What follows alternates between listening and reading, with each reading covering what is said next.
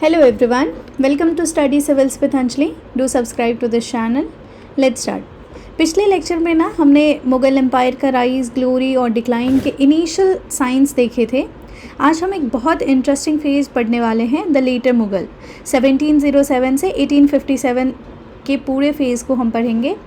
तो हम स्टार्ट करते हैं एक क्वेश्चन से कि अगर एक कंपनी का फाउंडर बहुत स्ट्रांग हो लेकिन उसके बाद जो इनकॉम्पिटेंट सीईओ आ जाए तो क्या कंपनी क्या होगा उसका, मतलब इनकॉम्पिटेंट मतलब वीक. उसके बाद जो भी सीईओ आएगा वो बहुत वीक होगा, है ना.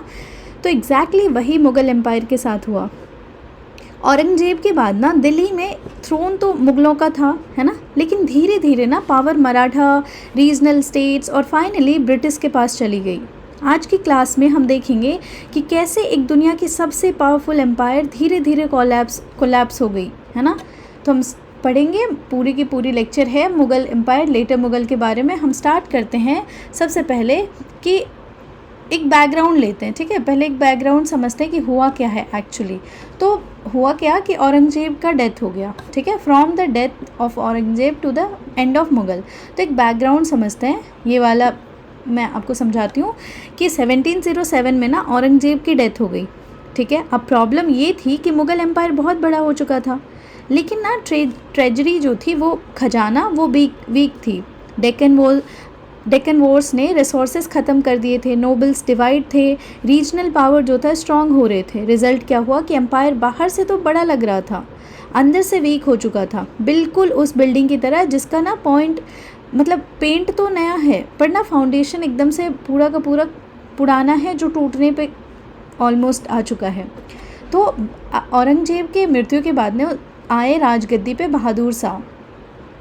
तो औरंगजेब का बेटा मुअज़्ज़म एम्परर बने. उसने टाइटल लिया बहादुर शाह फर्स्ट का, जिसको शाह आलम फर्स्ट भी कहते हैं, ठीक है. इम्पॉर्टेंट पॉइंट ये है कि राजपूत और मराठा कॉन्फ्लिक्ट को मैनेज करने की कोशिश की, ठीक है. सिख लीडर जो थे गुरु गोविंद सिंह के पीरियड में ना सिख इशू भी बहुत था, जैसे जाजुआ बैटल 1707 के बाद ना थ्रोन मिला इनको. और क्या हुआ कि मैं आपसे पूछती हूँ कि क्या बहादुर शाह अकबर जैसे पावरफुल रूलर थे? बिल्कुल नहीं. वो कॉम्प्रोमाइज़ और एडजस्टमेंट करते रहे, इसीलिए ना उसे कभी कभी ना लास्ट कैपेबल मुग़ल भी कहा जाता है कि ये एडजस्ट करने में ही रह गए. इसके बाद आते हैं जहांगीर शाह. बहादुर शाह के बाद जहांगीर शाह आते हैं. अब इमेजिन करो एक स्टूडेंट एग्ज़ाम क्लियर कर ले सिर्फ कोचिंग के सपोर्ट से. एग्जैक्टली ऐसा ही जहांगीर शाह के साथ हुआ. उसको ना थ्रोन मिला because of powerful novels Syed brother की वजह से. उन्हें कहा जाता है किंग मेकर. सैयद ब्रदर को ना किंग मेकर कहा जाता था. और इम्पॉर्टेंट बात यह है कि सिर्फ 1 साल रूल किया इन्होंने. लग्जरी और इंटरटेनमेंट में इतना इंटरेस्ट था इनका कि ये एडमिनिस्ट्रेशन को भूल ही गए थे. तो इसके टाइम पे ना एडमिनिस्ट्रेशन बहुत वीक थी. रिज़ल्ट क्या हुआ कि सैयद ब्रदर ने उसे हटा दिया. इसके बाद आते हैं फर्रुखसियार. जहांगीर शाह के बाद फर्रुखसियार आते हैं. अब थ्रोन पर आया फर्रुखसियार, ठीक है.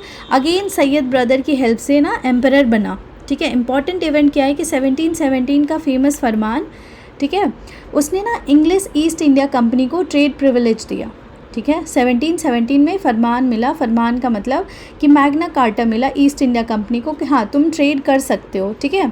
क्योंकि ना इसके बाद कंपनी का ट्रेड बहुत पावरफुल हो गया इसी के बाद.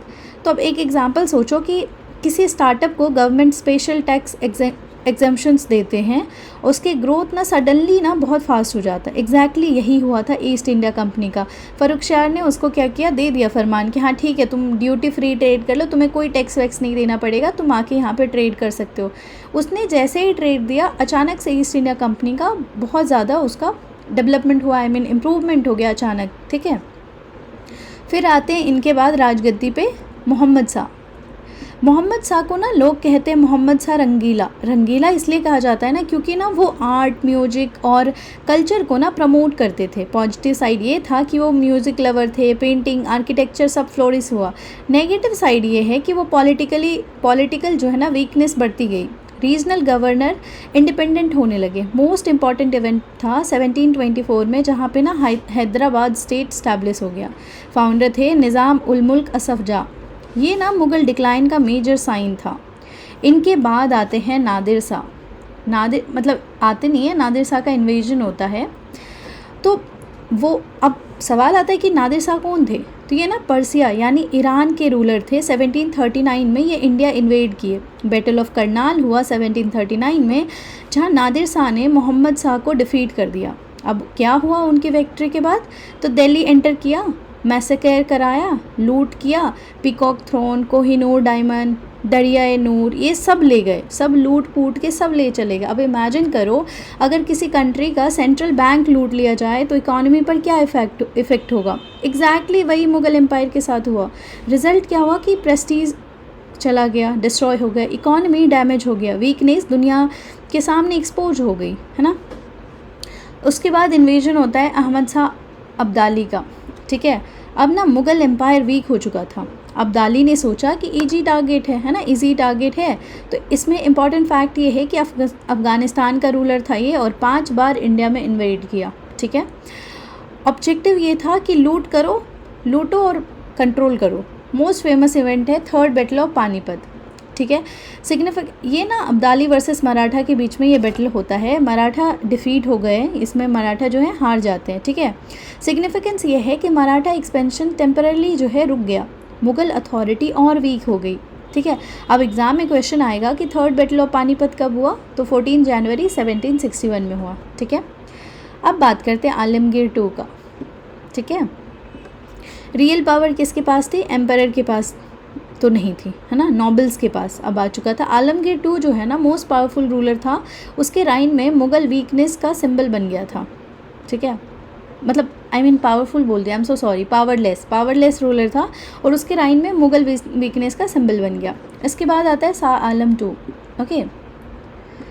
रियल नाम था इसका, ठीक है, आलमगीर, ये जो है ना शाह आलम टू, इसका रियल नाम था अली गौहर। यहाँ पे कुछ तो मिस्टेक हुआ है,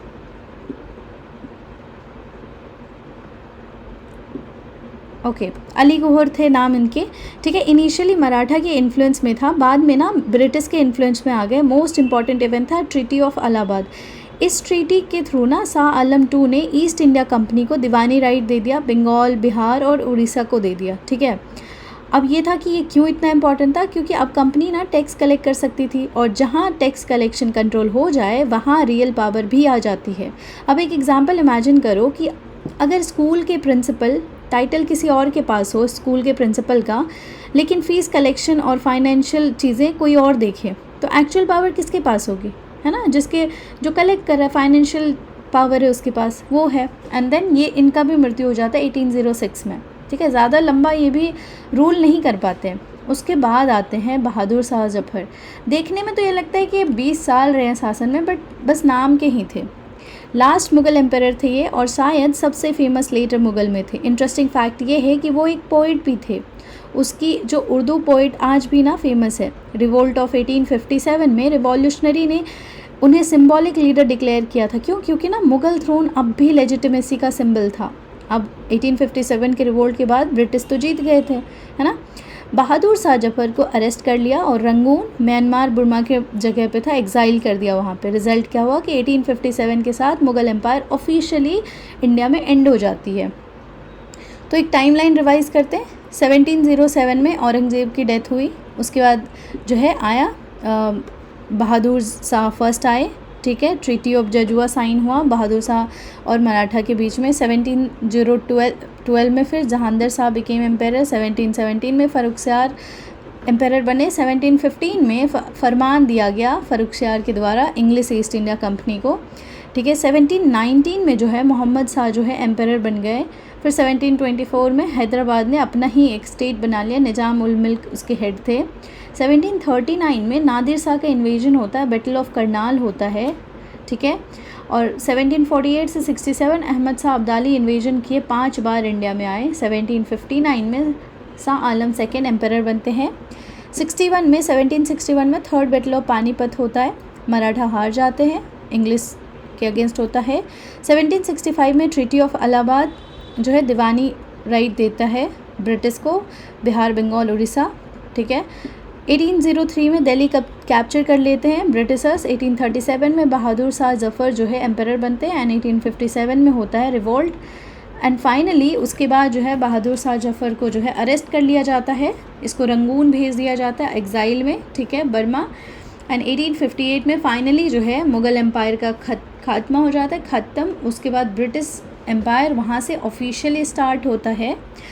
तो यही है जो लेटर मुग़ल की बात है। So if we quickly revise, who were the king maker? Syed brothers थे किंग मेकर, ठीक है। Which Mughal ruler issue the farman in 1717? तो फ़र्रुखसियार ने फरमान 1717 में फ़र्रुखसियार ने फरमान दिया था। इन्वेड किसने किया इंडिया में 5 बार? तो नादिर शाह इन्वेड किए थे 5 बार इंडिया में, ठीक है। नहीं, अहमद शाह ने किया था 5 बार, ओके।